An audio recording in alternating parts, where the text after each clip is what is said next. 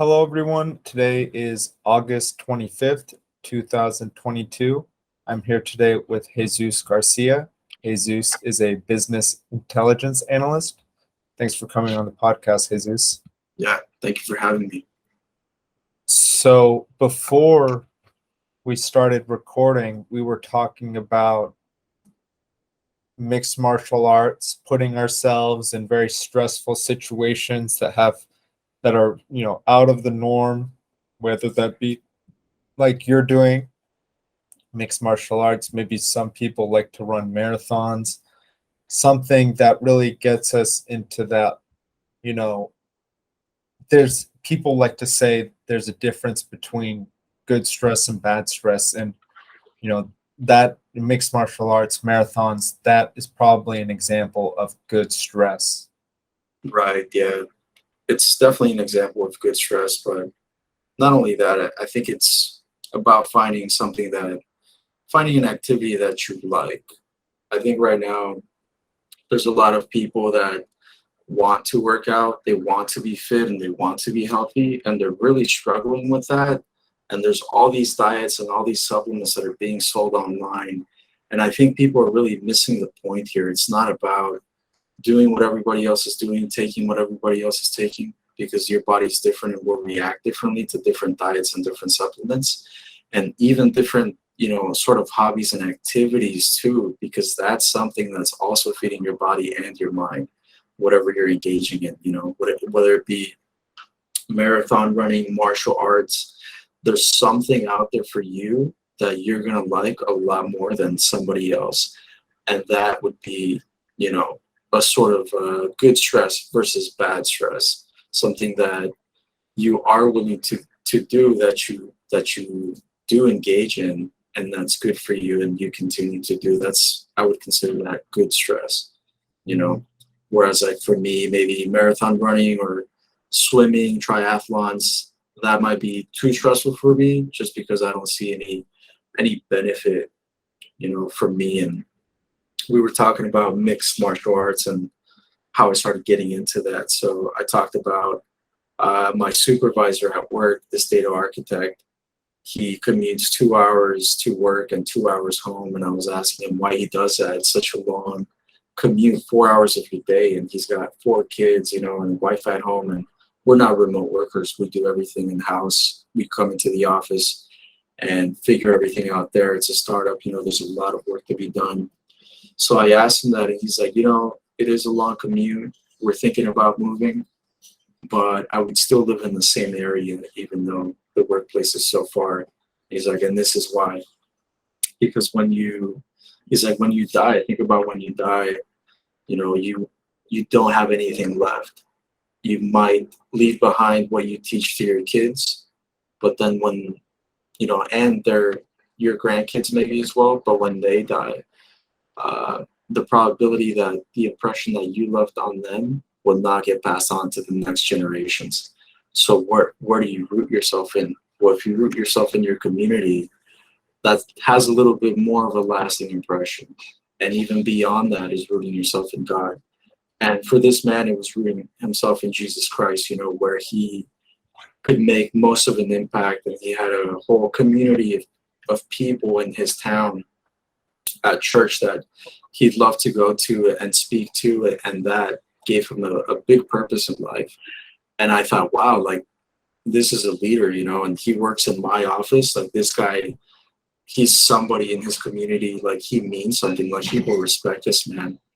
And, he's made an impression on these people. I thought that was pretty fucking cool and pretty important that he's that well connected with his community, and that these people would be there for him, in any necessity. I think that's pretty important for society, to be there for your neighbors and your friends and your family. So I thought, like, I want to be a part of that too. I want something for me. I want to find my community. And I knew that I'm like really interested in supplements, working out, but not so much as other people. And I had started learning Muay Thai and Jiu-Jitsu with one of my friends, and found like, this must be it. And I was training at this UFC gym in Huntington Beach, and I saw this club private wrestling club on the side, and this coach just training these high school kids, man. These high school kids, training them super hard. And I didn't know they were just high school kids at the time, right? And I went over and I was like, hey, like, what's this club about? What do you guys do? I'm like, oh, it's a wrestling club. We teach them Greco-Roman and some judo and freestyle and this and this. And I was like, well, are you guys like taking on people? Like, what's the requirements? He's like, yeah, these are all like high school kids, but we got this like UFC fighter over here, like myself and this guy and the main coach over there. Like, you could train with us. And I was like, great, that's perfect. And I started training, dude, and it's been the toughest training I've ever done in my life, but it's the most rewarding too, because like we talked about earlier, for me it's not even about going to practice and getting to beat someone up for an hour, feeling good about yourself, or learning self-defense, feeling more protected out when you're out in the street if something might happen to you. It's nothing about that. For me, it's more about the challenge that comes with it, the rigor, and appreciating the movement, all the beauty of the movement as like a dance, and that freedom of expression. Like we talked about earlier, also, I went through a spiritual experience, a very powerful spiritual experience where I was very grateful for my limbs.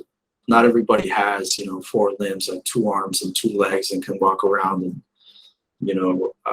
do all these things with their body. And I had the realization that, I'm this entire human in 3D, and I can move in so many different directions and stretch, and doing that feels good. So there was a certain grace that I had about that. And if I can do that and express my energy while that is also a challenge, then I found myself being sort of in the flow state, like a meditative state, where I'm just, performing this dance and being challenged and being put under stress. And what are you going to do there? Like, you have to pivot to come out of that, certain situation that you're in, just like in life and many situations that you're in.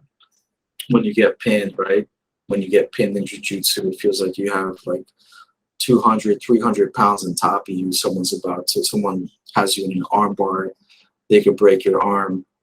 And what are you going to do, when your boss is about to fire you because they think that you fucked up? And so now you have to show, that there was a good intention in what you did. You have to prove the analysis, right? You have to pivot and take that stress and that sort of angry situation, that emotional situation for everybody, and find the opportunity, the path of least resistance, and get free, flip that guy over and get the arm bar, get into full guard and all these things. So it teaches you, I like martial arts because it teaches you a lot about life. There's a lot of metaphors that you can apply to anything: family, friendship, relationship, business. And that to me is super rewarding. So yeah, there's good stressors and bad stressors. Yeah, but that's something, that I've been doing anyway.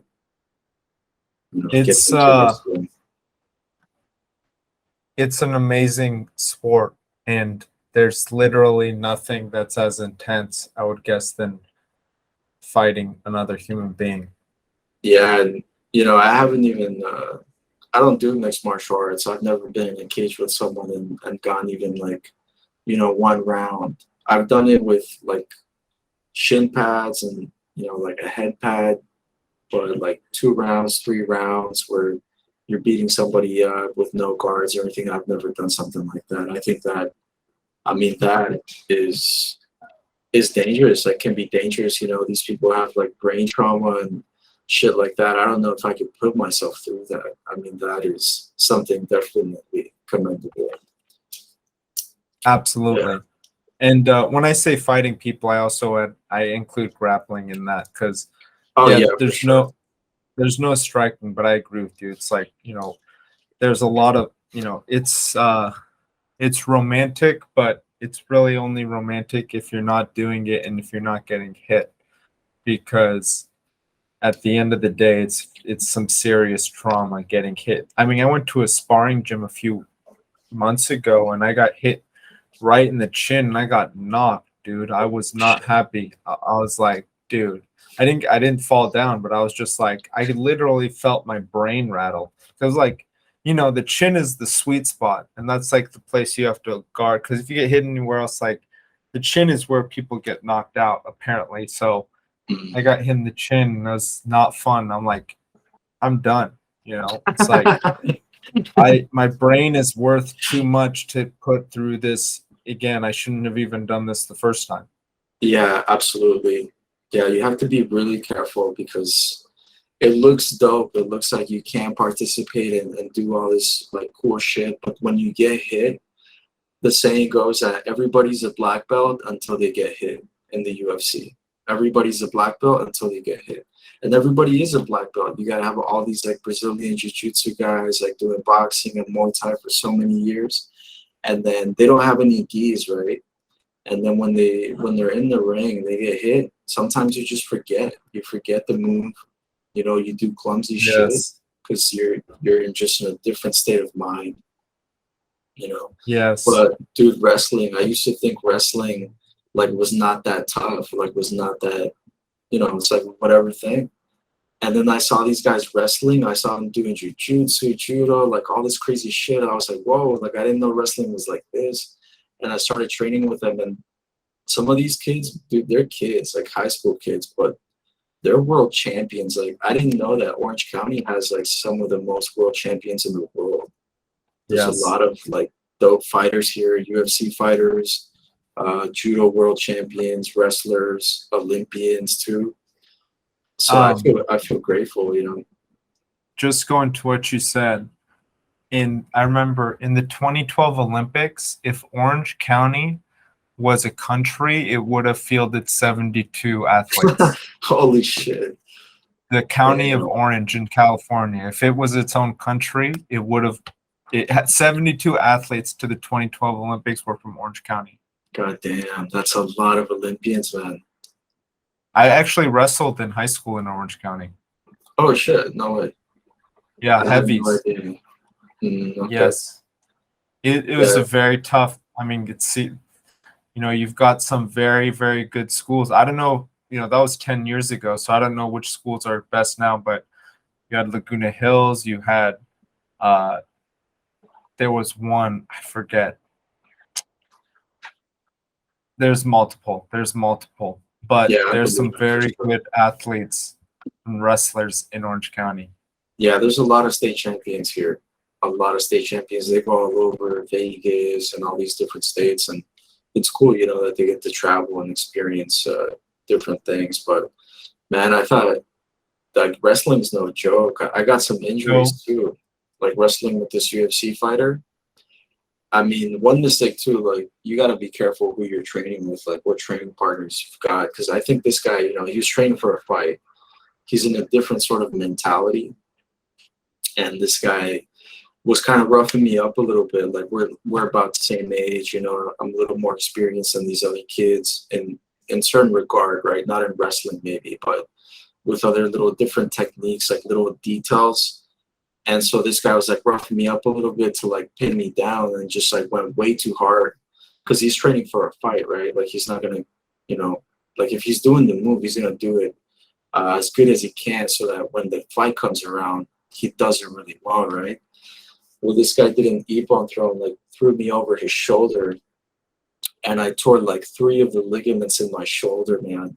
Like I landed on the side of Jesus. my head and tore 3 ligaments in my shoulder, and it was like super inflamed. Couldn't lift like my hand above my head, and went to the That's kind ER, of got not that X-rays. cool. It's not cool. So wrestling is no joke. I mean, you have to be careful with the moves that you're doing, like how far you're pushing, and who you're training with too. Like always take care of your training partners. Always take care of your training partner because tomorrow you might not have one. And it's better to have training partners than not to. So do you think in that situation he was probably in the wrong? I think. I mean, I don't blame him because the guy. I can sort of imagine what he's going through. Like he's from Brazil. He came here from Brazil. He seems like a really good fighter. I saw his record. Like he's won all his fights by almost all of them by submission or knockout. He's a very technical fighter, like a good, really good jiu-jitsu grappler, and trying to better his ground game and strike game. So I don't blame him, because he's really focused on trying to make it, like really making this his career and being a UFC fighter. And he's really trying to learn these moves so that he can do them really well in the fight. I think it was partly my fault for being confident enough to be able to train with this guy. I think it was partly his fault too for not recognizing like my skill level in that regard, because I think he's a black belt in jiu-jitsu. Like, I'm not a fucking black belt, so, but there's also language barrier there, and when you're in practice and you're sparring, everybody's sparring with each other, it's a little bit different. So I think it was kind of like mistake on both our parts. But shit like that happens. You have to be a little careful. Or Absolutely. very careful, I would say. Yes, very careful. And I love the idea of martial arts, but man, I don't want to get hurt. I know Jocko, you know who Jocko Willink is? Yeah. He says tap early, tap often. Yeah, for sure. Yeah. Because, dude, you can pass out. I mean, when you start losing oxygen to your brain, it's not good. And if that happens often, many times in your life, that shit will start affecting your mind, your body, your whole nervous system. You don't want any sort of injuries like that. And I went to the chiropractor too, and the chiropractor was asking me, like, because I lost the curvature in my neck. I mean, I saw the x-rays. Dude, I was working, and I have 2 monitors at work, and I have them at a certain angle so that, I don't strain my neck too much. But what I started doing is moving my entire body if I have to look at the other screen.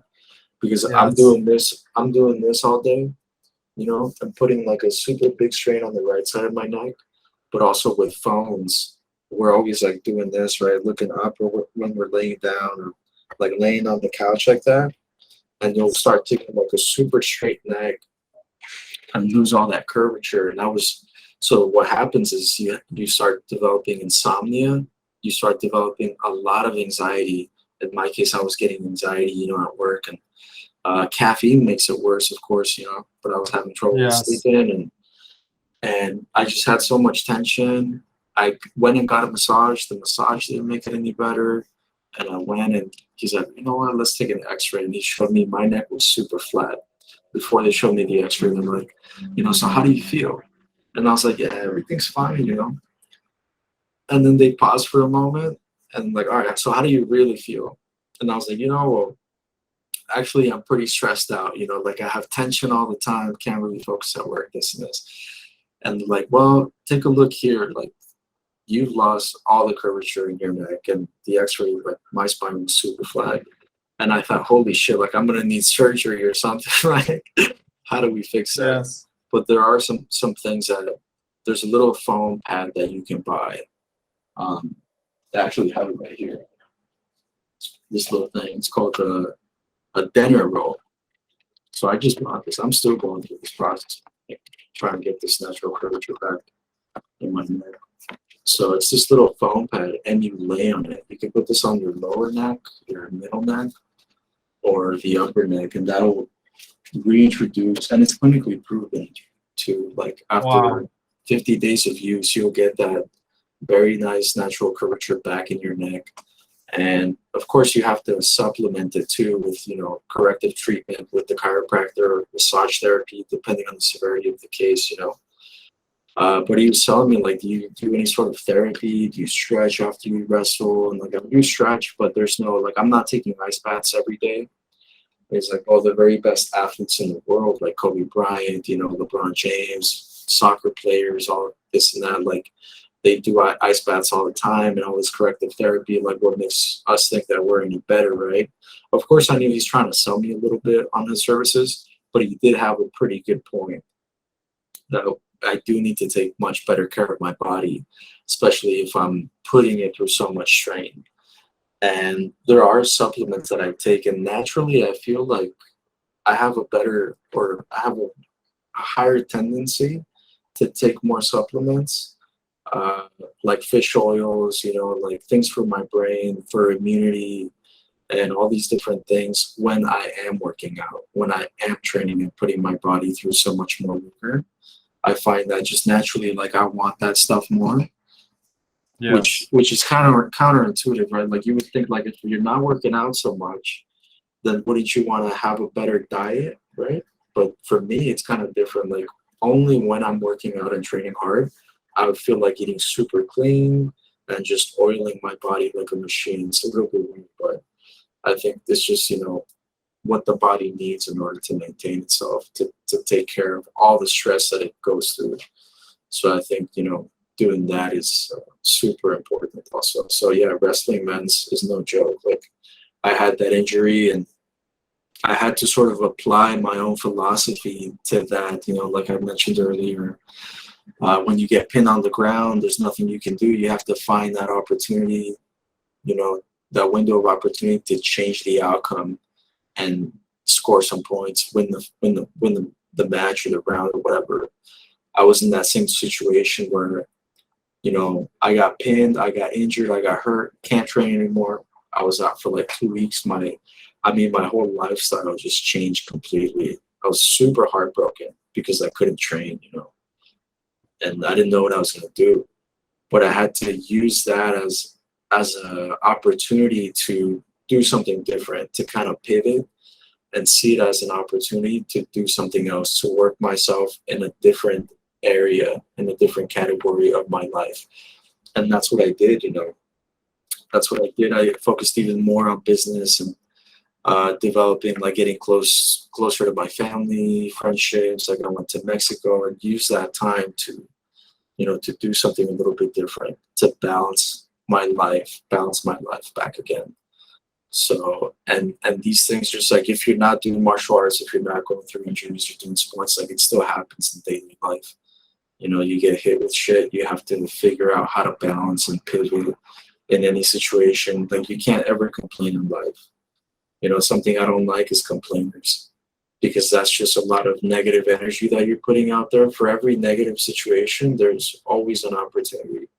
And of course, some situations are just so devastating, like loss of family member and things like that. But you have to sometimes look at the brighter side and, understand how life can change, how life can be good again. Because in the process of change, go ahead. I recently, I'm colleagues with this one person who's very negative and everything. Like just it's crazy. It's gone from a point of it being rational to it being completely irrational. I understand negativity. I understand pessimism to a certain degree.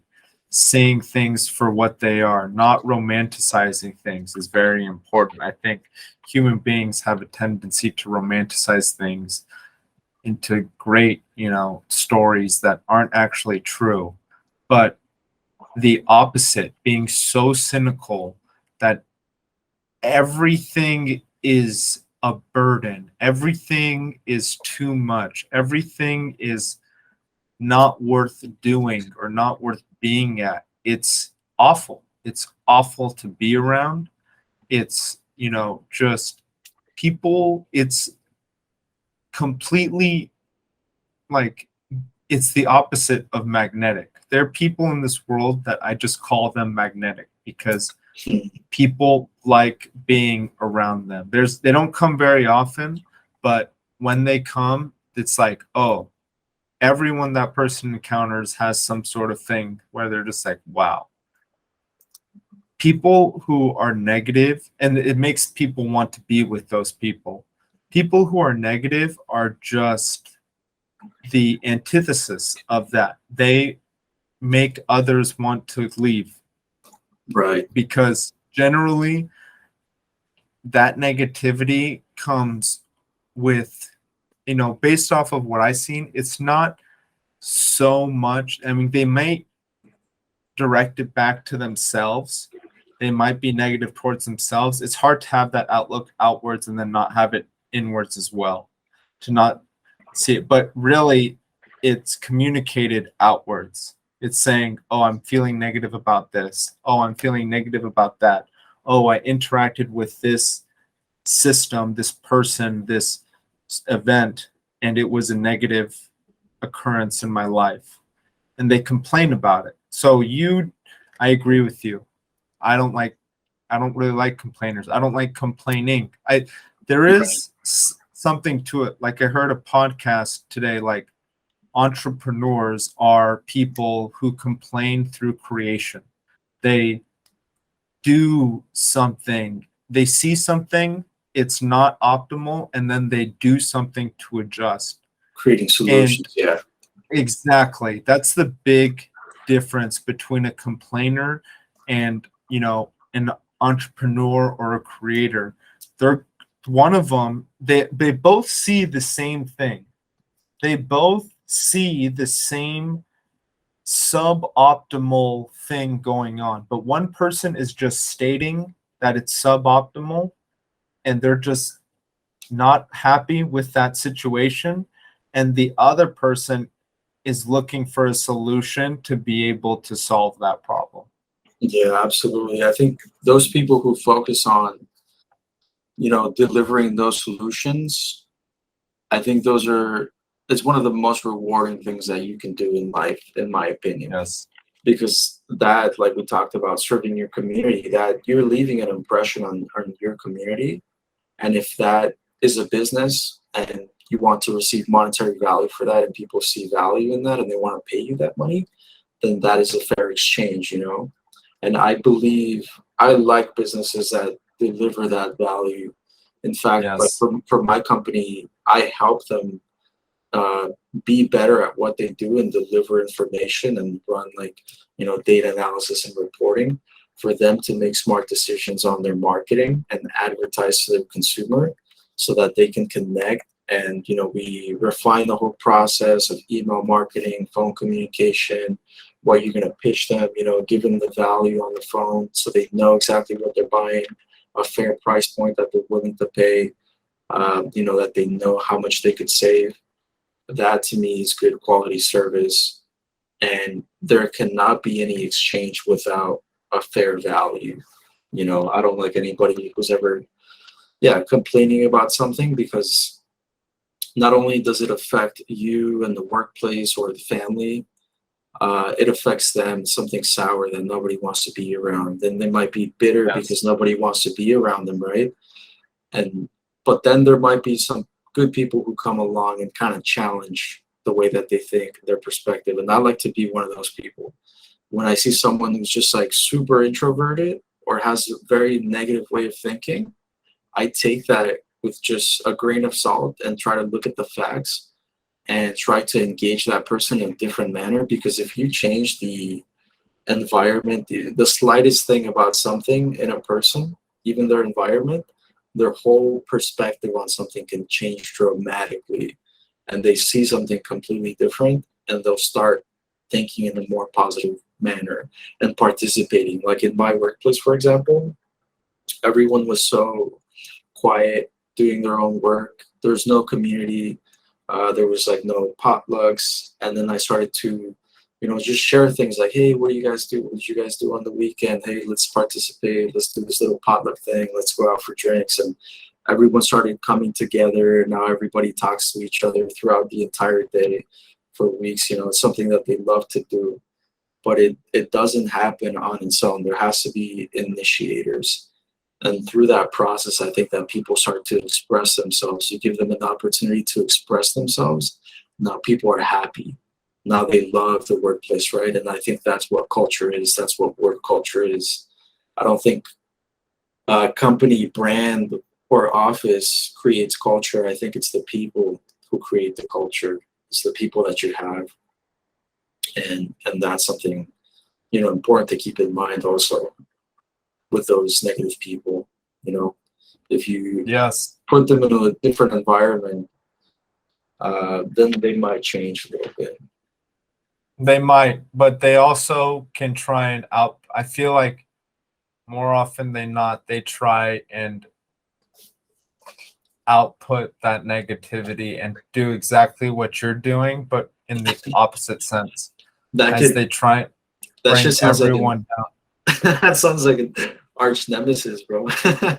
It's not an arch nemesis. I honestly think that there are some people who just see like you said, a change in perspective is everything. But there's some people, and it's kind of natural for human inhibition to look at the negativity, at the bad things. It's not weird. It's actually very normal to obsess over the worst things, because Yeah, that would be what would make us do something about it and move forward. But exactly. Yeah, people like to think about problems. I yes, remember hearing a talk about Jordan Peterson. My friend told me one time also, like, people would just sit there and come up with shit to complain about or just problems, yes, like things to worry about. And I think it's also due to the fact that, if we didn't have any challenges, and it's not that we come up with things to worry about or like super, negative things, but we do come up with, like, we identify obstacles that are in our way, certain challenges that are in our way in the present moment, and we try to figure out solutions to how to deal with them. But before we figure out solutions, we identify what those issues are. And if you have not identified that you're in that process of identifying challenges to find solutions, you might get stuck and live in yes. that world where you're only complaining about those things, and you then express that to people and it becomes something so toxic. But you have to learn that there's levels to the game. Like, you have to continue to fight the dragon, like slay the dragon, get that princess down the castle, bro. Fight the dragon, dude. And that dragon never dies. That dragon goes That to the dragon never grave with dies. us. Yeah, exactly. It's a And continuous process. and there's two parts to it, I think. There's one, the lesson, learning how to go through with it. You have partaken in meditation. You listen to Jordan Peterson, who is, a lot of his philosophy is rooted in Christianity. Uh, you have your coworker who's also a devout Christian who is very close with his community. And so all of these different things, whether it be Buddhism, Judaism, Islam, Christianity, name it, Hinduism, they all have lessons. And that was what everyone from the associated parts of the world, Europe for Christianity, Middle East for Islam, Far East for Buddhism, India for Hinduism. Those were the lessons that people were taught. Whether they're right or wrong is a big question. How literally to take those lessons is a big question. And it's a big question people are facing today, because now that we're so integrated globally, we have all of these religions. Some people see it like as a smorgasbord. Okay, so this wasn't the only one. There's multiple of them. Some people are still devout to their religion, and that makes sense too. But also, what makes sense is people having deep questions. And so, in for so wow, um, for people like you and me, one thing, meditation we both got into is thinking about gratitude, you know, realizing that there are things to be grateful for, whether that be four arms, whether that be we woke up this morning, whether that be we don't have a gnarly cough, whether that be we're not coughing blood, whether that be our parents didn't die today, our dog didn't die today. I didn't receive a call saying that someone in my family is very sick in the hospital. These are very small things that happen constantly that, like you said, one day these things are going to happen. One day we're going to lose someone. Either we're going to lose someone close in our lives, or we're going to be the person that is lost and someone else in our family is going to have to receive that call. Right. And if that happens, then we got out of this without having to deal with a lot of crap. But more likely, since we're in our 20s, that's not going to be us, knock on wood. And we're going to have to deal with people one day getting that call. Oh, your mom's sick. Oh, your dad's sick. Oh, your aunt passed away yesterday. And, just it's important to realize that that is usually not the case. Usually we don't have to deal with those traumatic events. And that's something in itself to be grateful for, because For sure. on go Yeah. I there's mean, someone. that's Okay. something for sure to be grateful for. Yeah. Were you gonna continue? I don't know. Yes, I think I there's have just someone on Instagram that has no legs. I don't even know what, just thinking about that, like, no legs. How,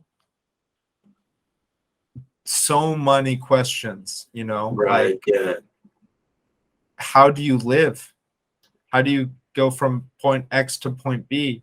Maybe from Uber now, but still, there's a lot to be grateful for. And I think when we are able to recount that gratitude through lessons and through constant practice of whether, for a lot of real Western religions, that's prayer. For Eastern religions, that might be meditation.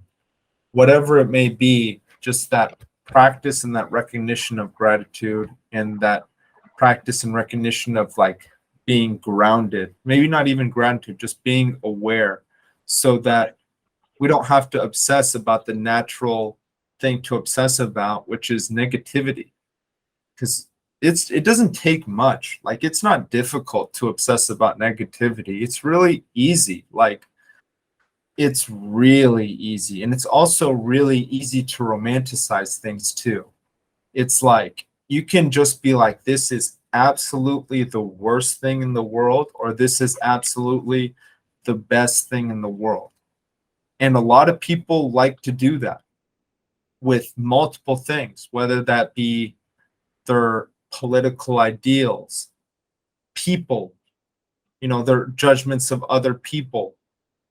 It's not an all or nothing thing. And most things are complicated. Most things have layers to them. And most things, it's not all or nothing. And if we do present it as all or nothing, it's kind of like, and when I say all or nothing, that's, again, like I say, someone being completely negative all the time, or someone being completely positive, romanticizing, saying this is so great all the time.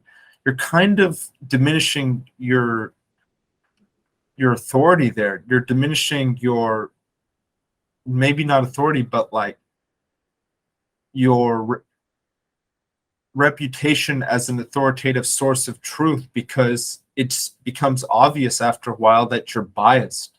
That's this individual or this group is biased towards one of these ways.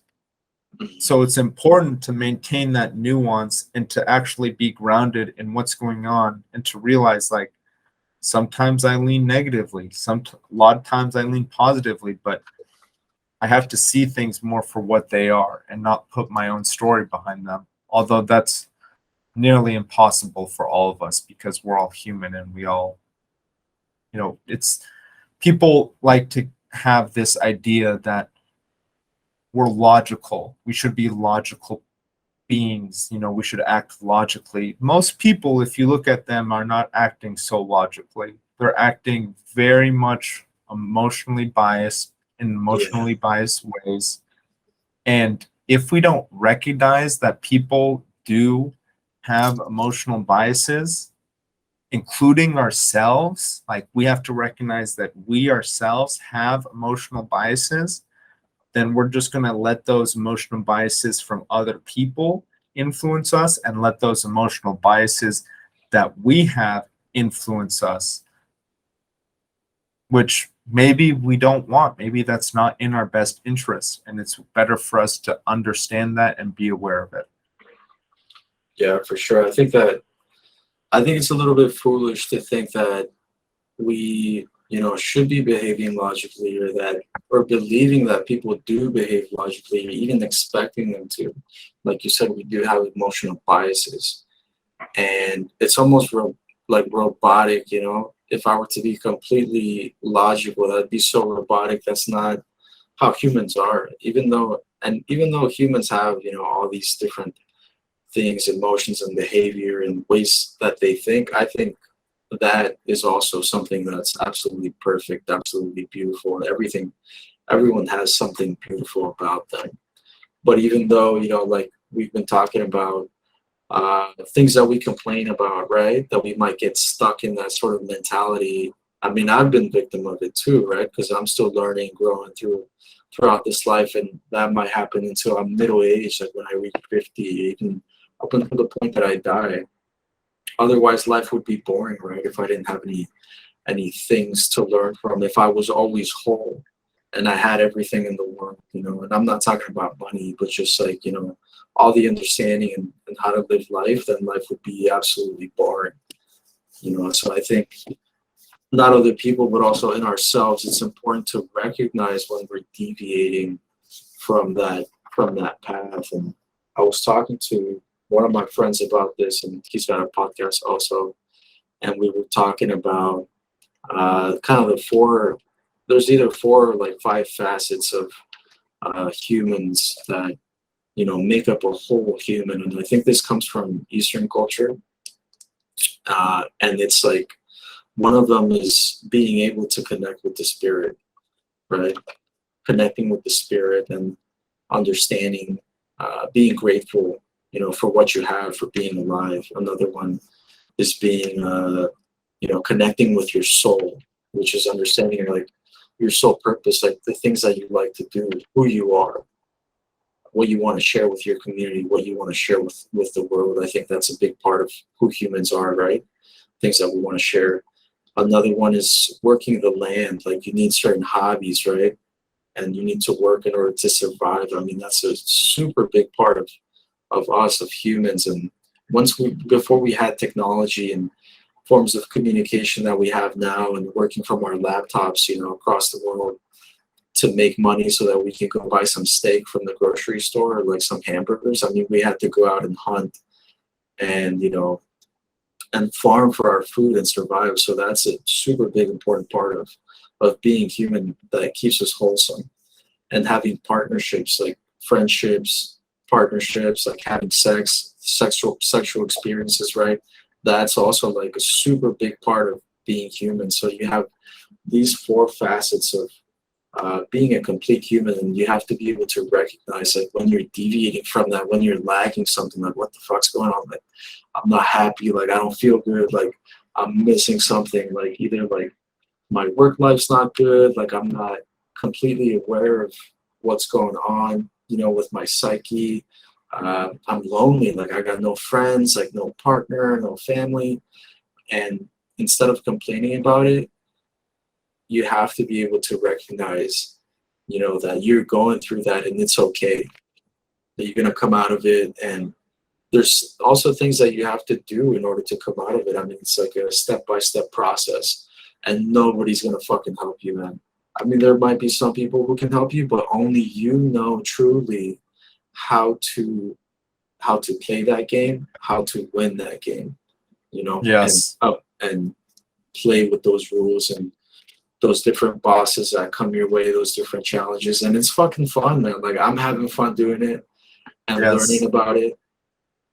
And that's what people have to, that's what I would say to a complainer, man. Like identify like what the, like that's, you know, for lack of a better word, that's a broken person. I mean, that's someone who's like going through something that needs a little bit of healing, that has just been in a rut for a very long time. I'm sure this person appreciates something about life. Otherwise they'd be dead, right?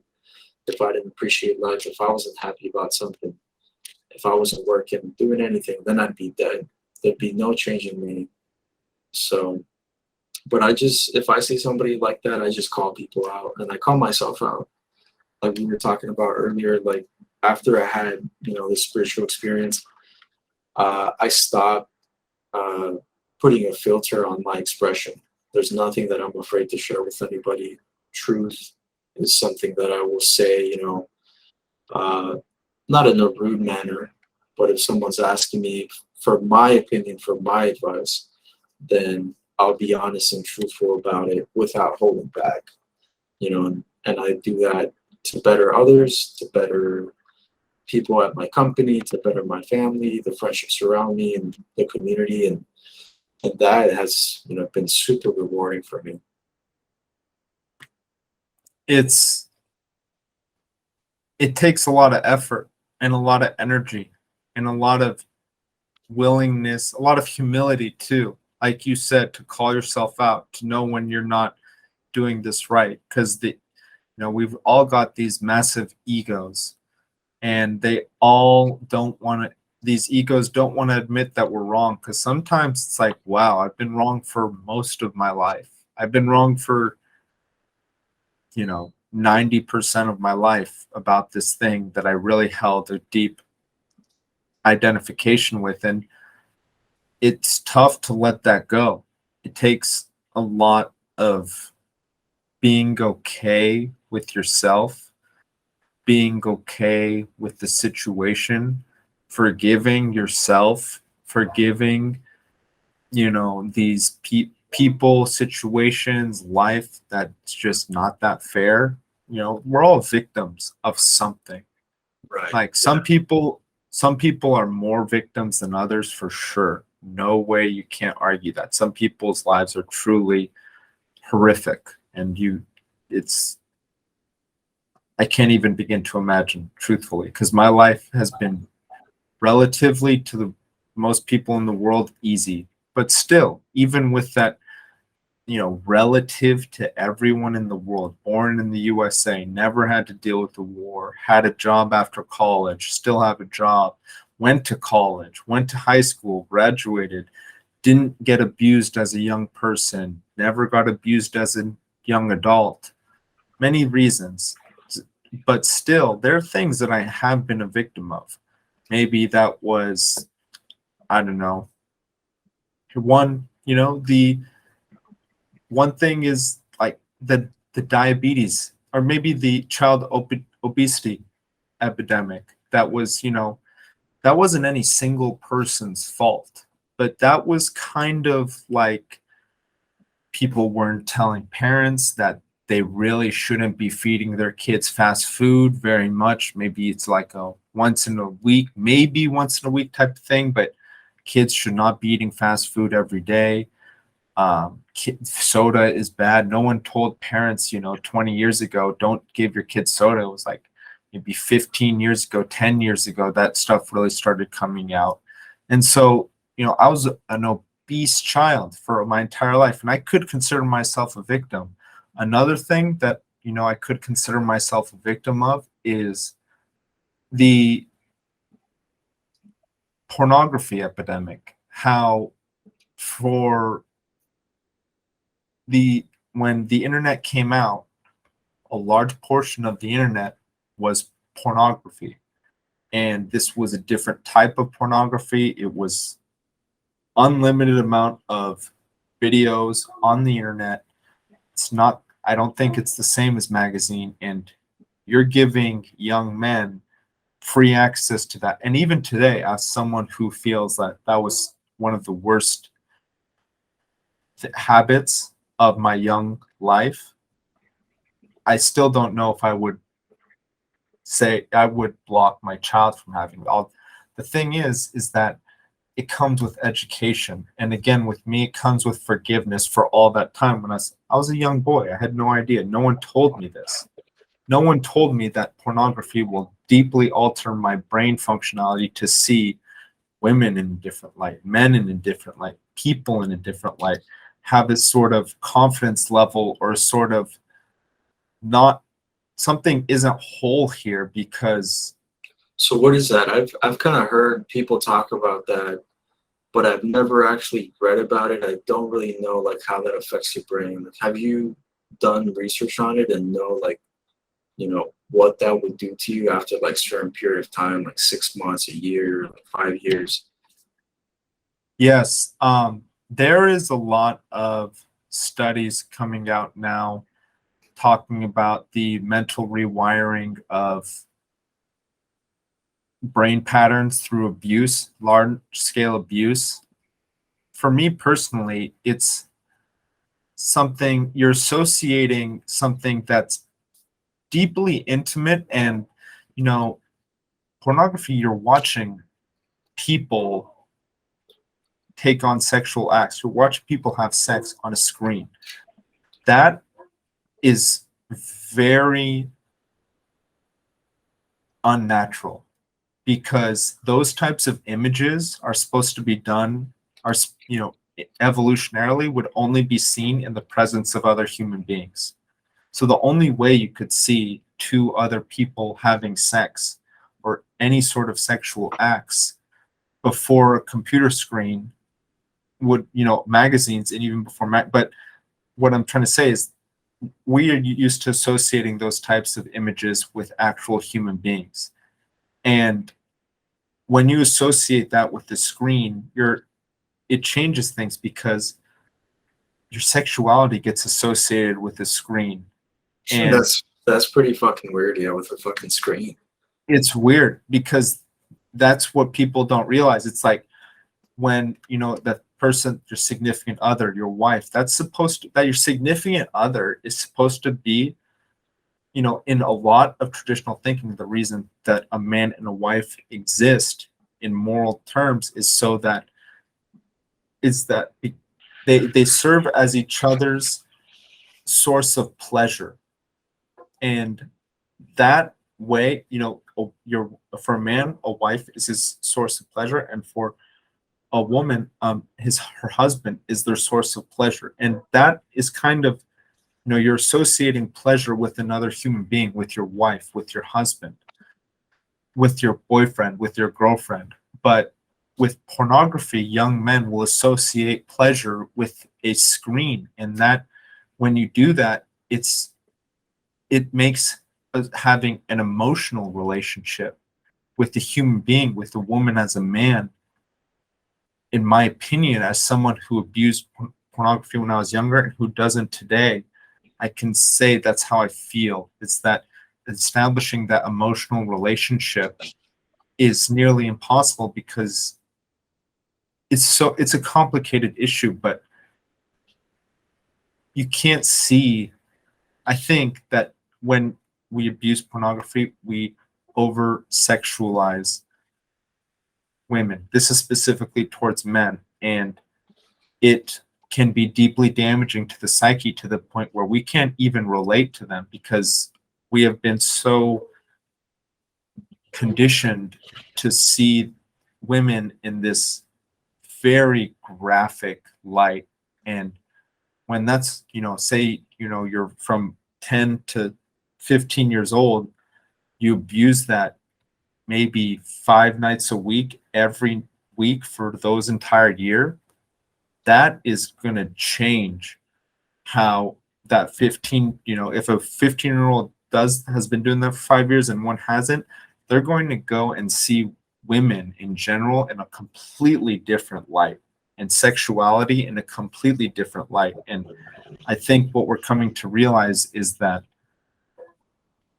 that has a deep effect on young men. And there's a lot of data coming out. I'm not going to, I know I have specific studies that say things like that the amount of sex that young men under 30 years old are having has dramatically decreased in the That's what, yeah, last. I had heard about that too. Yeah, it's decreased a lot. It's decreased a lot. And, you know, I have to imagine that pornography has something to do with it, you know, and who knows what that is, if that's a good thing or if that's a bad thing. But at the end of the day, I don't think it promotes a healthy relationship with a man and his sexuality, and a man and, you know, his emotional relationships, his romantic relationships. And I think the reason I brought that up is because, as I said, I abused it when I was younger. I could consider myself a victim of not having that education, not having the education that yeah, you can do it. Yeah, it's there. Yeah, it's really easy to get to. You just a couple clicks, maybe type out a word.com, boom, you're there. But if you do this, it's kind of like a drug. One, it's going to be very hard to get off of. And two, the biggest thing, you're going to possibly rewire your thinking in a way that you can't control at all and will possibly make it difficult for you to relate to not even the opposite sex, but there may be a lack of confidence within your own sex, like within your own, say you're a male. It might be more difficult for a male to feel confident within a all males sports team. And because it does, at least I do believe it does diminish confidence as well. And, there's a lot of what's coming out, but I could consider myself a victim of that. But instead, the better way to go about it, and those are very minor compared to some people, and those are, societal things. Some people are actually victims of single individuals, and an individual who victimized another individual. I have a male friend, who was drugged and raped by a man. Oh shit. And yes. You don't hear about that often. No, you don't hear about that at all, because it's disturbing. And that person wasn't in a good place at the time. There was a reason they were even in the same area as that malicious person, because they were in a place where they could have been easily victimized, and they were. And even them, they have forgiven their attacker, not because of the attacker, not because they want to be a kind person, but because in order for that person to move on from that extremely traumatic event, in order for me to move on from those years of pornography abuse and to have healthy relationships with the people I love, you just got to forgive yourself and say, you know what, I wasn't well educated at that time. You know what, I wasn't really thinking clearly. And although that really did hurt me and it was hard to overcome, it's okay, because we're human and we all make mistakes. Yeah, you know what? I feel like that's kind of like a superpower, man. That humans have that. It's one of the superpowers that we have, to be able to mold, right? The structure in which we think and who we are, and like how we dress ourselves, like what we identify as. That's a little bit malleable. And like you said, it can be difficult to let go of, and to forgive yourself. But that's also a great opportunity that we have to experience life through many different ways. Our ego's a little bit malleable and we can't change. And that can be fun too. Sometimes we're forced to change and it hurts, it can be painful and traumatic. But like you said, in order to move on from that, we have to be able to focus on the positive aspects and what life has to offer after, these events. And yeah, I think that's kind of a superpower, that we even have that capability to bounce back and transform. It is a superpower, and it's what, the most successful people in the world, a lot of them say that one thing. It's like, it's not about how hard you hit, it's about how hard you can get hit. It's not about how many times you fell off the horse, but how many times you got back up. And that superpower of being able to not forget, not commit a mistake, forget you did it, and then commit that same mistake over and over and over again and just excuse yourself, but to forgive yourself for that mistake and say, oh, recognize it as a mistake in the first place. Because a lot of people can't even do that, because they just, it's too tough for them to admit were mistaken. Admit it, recognize the mistake, and forgive yourself for it, and just move on. Forgive yourself so that you can release some of that burden and have space to just find something new to take that away. Yeah, when it comes to change and like changing who you are, anything about your identity and your ego, the way that you think. I mean, you have to have a really serious conversation with yourself. Take a moment with yourself and really think about the things that you want to change. Right? Let's say you identify some things that you want to change. The next thing that you have to do is understand whether or not you are willing to commit those changes. And if you are willing, do you have a plan for that? What's step one? What's step two? What's step three? And approach it from that angle. And most likely, if you can't come up with a plan, plan of action or any sort of method to change, chances are that you're not willing to change. Therefore, you should not be, you should not even be stating that. It's almost as if like you should not allow yourself, the opportunity to even say that. Don't lie to yourself.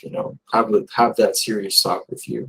If you do want to change, think about it, and think about the things that you are willing to change and what that process looks like. Because without taking that first step, I mean, you have absolutely nothing, and you end up being in the same place that you are. And those things are not easy to do, man. I mean, like we said, life after college, you can't stop learning about anything. There's a lot of things to learn in life, a lot of practical things, a lot to learn from our parents, the elderly. Even though we're, can be more sophisticated, life has so many things to teach us that we should never stop learning. No, and it's a big question right now with education and the student loan crisis. What is learning and what is education and what's the point of it all? Is it to get a job, that to pay off our loans? Is it to, what is the reason? And, we also talked about this before we started recording, but went to school together at UCSD and we were at the same fraternity. And in school, a lot of the people that we were in the fraternity with, pretty much that entire organization was all networking. It was fun. It was kind of like a social thing, most certainly. But at the end of the day, if you were involved, you kind of knew how to network and you kind of like saw how business ran and how, people are organized and how to get something started up. And how to go through a certain, like you said, if you want to see change, you have to make these steps, define them, and then go through with them. And those steps, if you're doing it correctly, as you're going through that occurrence, should change. Because as I think President Eisenhower said it, plans are useless, but planning is essential. He didn't say those exact words, but something like that, where we need to plan in order to even have a chance. But once we get to the point of execution, everything's going to change. And we have to be willing to change, adjust our systems, recognize what's going on, recognize what we thought was happening, but isn't the case, and be the ones to call ourselves out, like you said, so that we can make those adjustments as soon as possible. So it's not 5, 10, 12 years of pornography abuse. It's, you're doing something bad for a couple of days, maybe maybe a couple, even then, it's very tough to say that. You can be stuck in a terrible habit for decades and not even realize it. So it's and that's where those lessons come in, those lessons from religions, from new age teachings like Jordan Peterson. But again, I think I kind of went on a tangent, going back to what you said about education, and why I brought up our fraternity was because I said, what's the point of education? What's the point of learning? And if we still need to learn after school, what's the point of school? It's a great place to learn, but learning doesn't end at school. networking doesn't end when you graduate and you're no longer in Greek life or in school organizations. Those organizations are there to teach you how to collaborate with people to create things. And we need to take those systems that we had in place in school, and we spoke about it early, how a lot of people we knew were great networkers in college, but now 6-7 years out of college, maybe 5 years out of college for you, that networking, even the desire to network, isn't there anymore. It's a lot harder. We're not on the same campus. We don't all have the same social groups anymore. But that doesn't mean we can't apply, like you've said, bringing some sort of personality to your office to have culture, bringing that sort of networking desire, that desire to connect with people outside of college, outside of the Greek life, to our normal lives, way, in our offices, and start being who we are, so that, like you said, not suppress ourselves and be happy. Be happy with just expressing ourselves, whether that be through martial arts, whether that be through creating a product, whether that be through creating anything or writing or whatever it may be. It's vital that we collaborate, one, to just create more amazing things, because humans are who we are because we communicate very well with each other, and we're able to do amazing things through that communication. If we don't communicate with each other, if we don't tell people how we feel, if we don't search for truth, we're not going to be on the same page, and we're not going to be able to do these things that no other species in the world could even fathom, because they can't even talk to each other even a fraction of the rate we can. Yeah, for sure. Going back to what you said about the education system, why do we have that? Is it just to get a job? I mean, there are like a lot of conspiracy theories out there, that they're feeding us into the system to feed, the capitalistic society, and for the very rich, the top 1%ers, and then everyone else is just a slave. That, okay, let's entertain that idea. But at the same time, when it all started, when someone created a system, I think there was good intention in that, creating structure in the society. And maybe now we've just become way too fucking smart for that. We've just outgrown that. And that's okay. So we have to build something that's even better. And I think, rather than complain about it, I think we have to come together and create something even better that does serve our society and gets us to that next level. Because, what we have in life, if we subscribe to this society, it has certain jobs that are available for us. Like me, I'm a business intelligence analyst, right? I deliver certain services and advice to companies so that they can perform, certain things, and offer specific financial services that didn't exist before. I mean, these things didn't exist before. It's not barter and trade. You're not trading rice for some beans or some chickens, right? It's something completely different. But if we are going to subscribe to the society, those are skills that we have to learn in order to survive. And if we're saying that we don't like this anymore, like I've got a friend who sold all his properties and went to live in a jungle in Mexico because he believes that sort of life is a lot more rich. He doesn't want to subscribe to the society with these education systems and, these people who are lying to you. And, like I said, you can't entertain that idea and go and create something very valuable that people would love to be a part of and engage in. And he's, reviving communities, reviving wildlife and nature, something completely beautiful, and also starting up a school, teaching kids, things about life, science, history, and from that, I think students can still have a purpose in life, and identify certain jobs like working the land and all these things, right? Still being whole humans and delivering value to each other. continuing to grow in life, I think that's completely possible as well. What we have here, in capitalistic societies is that we're becoming very advanced with technology. This is the current sort of, environment that we're in. Everything's super high tech, and we're moving towards automation, big data, machine learning, robots, all of that stuff. And there's certain jobs in education that, skills that you have to learn if that's what you want. And if we're saying that we don't like that, we don't think that's fair, then we have to come together and create something that's even better.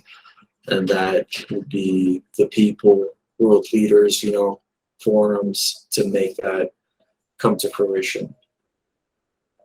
But it all depends, really. I think it depends.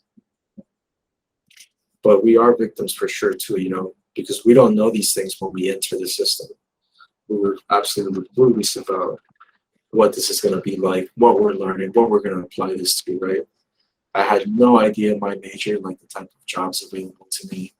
So I had to go and learn that. It's a rigorous process. And that's why some people, I think, become even worse with life after college, because they just never figured it out. They didn't know, what businesses needed. They didn't know that they had to develop these skills like talking in front of a camera or in front of a person, giving presentations or backing up their arguments, and not wavering in front of management. I mean, that in itself is like a skill that is difficult to learn, that not everybody has, that you don't get taught in college very often, especially in big classrooms. People don't know that, and they fall flat on their face. And like we said, they don't recognize that they're going through these challenges because it's not an easy process to do. And so they get stuck. They get stuck in that. But the way to get out of it is you have to learn. You have to continue to learn. Listen to people, podcasts, or read books, people who've done it before, the greats, and learn about the rules and sort of the laws that govern life and the things that we do, achieving, unlocking those keys, like finding your soul purpose, working the land, having partnerships, being successful with relationships. I mean, there's tons of books, tons of people that have had just the same problems that you have, that I've had, who've done it before, that we can learn so much from. And we just have to, subscribe to that process if we want to change. I think it's a little bit of that also. My guest today has been Jesus Garcia. Thanks for coming on the podcast, Jesus. Thank you, Kirsch. Always great seeing you.